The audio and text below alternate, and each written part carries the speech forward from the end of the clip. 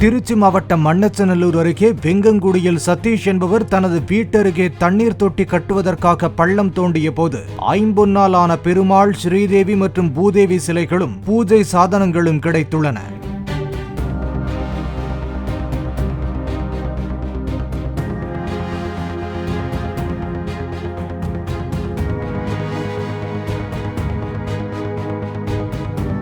சுமார் 1000 ஆண்டுகள் பழமையானதாக இருக்கலாம் என கருதப்படும் சிலைகள் வட்டாட்சியர் வசம் ஒப்படைக்கப்பட்டன.